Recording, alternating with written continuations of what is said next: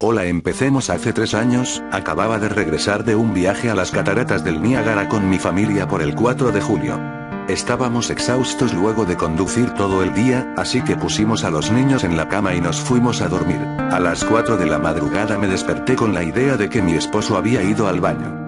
Aproveché para jalar las sábanas, despertándolo en el proceso. Me disculpé y le dije que pensé que se había levantado de la cama.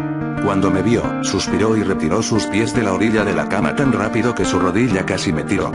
Me agarró y no dijo nada. Luego de ajustar mi vista a la oscuridad por medio segundo, fui capaz de distinguir qué causó la reacción. Al pie de la cama, sentado y viéndonos de lejos, había lo que pensé era un hombre desnudo, o un gran perro sin pelo de algún tipo.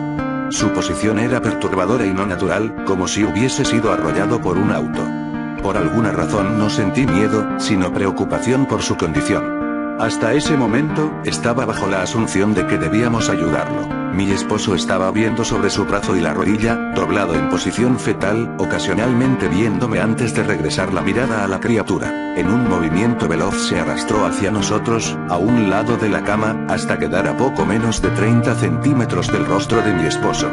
Por medio minuto, en silencio, solo lo observó. Se levantó y corrió al pasillo en dirección a los cuartos de los niños. Grité y fui tras él para detenerlo y evitar que los hiriera. Cuando llegué al pasillo, la tenue iluminación era suficiente como para verlo agachado y jorobado a unos 6 metros a la distancia. Estaba cubierto de sangre y tenía a Clara, mi hija. La arrojó bruscamente y huyó por las escaleras, cuando mi esposo le disparó con su arma desde la habitación. Una gran herida atravesaba el pecho de Clara y con esfuerzo se mantenía consciente. Llamamos a una ambulancia e inútilmente tratamos de detener el sangrado. Mi esposo maldecía iracundo y lloraba descontrolado.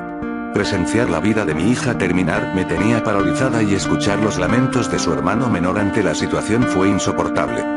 Sin darme mucha oportunidad de reaccionar, mi esposo tomó a Clara y la llevó a la camioneta. Desesperado por la ausencia de ayuda, la encaminó él mismo al hospital.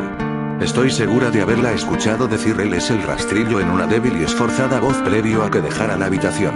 Impactaron violentamente contra un camión de carga que frecuentaba la ruta de nuestro pueblo, murieron casi instantáneamente. En pocos días la noticia se movilizó entre los medios.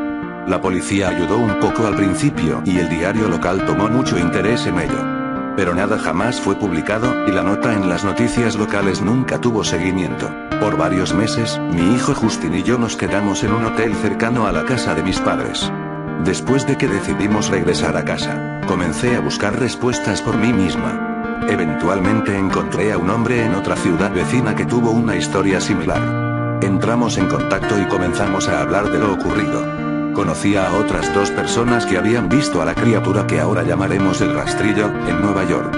Nos tomó a los 4 casi 2 años de buscar en internet y escribir cartas para obtener una pequeña colección de lo que creíamos que eran registros del rastrillo.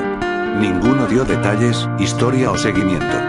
Una jornada involucraba a la criatura en sus primeras 3 páginas, y nunca la mencionaba de nuevo.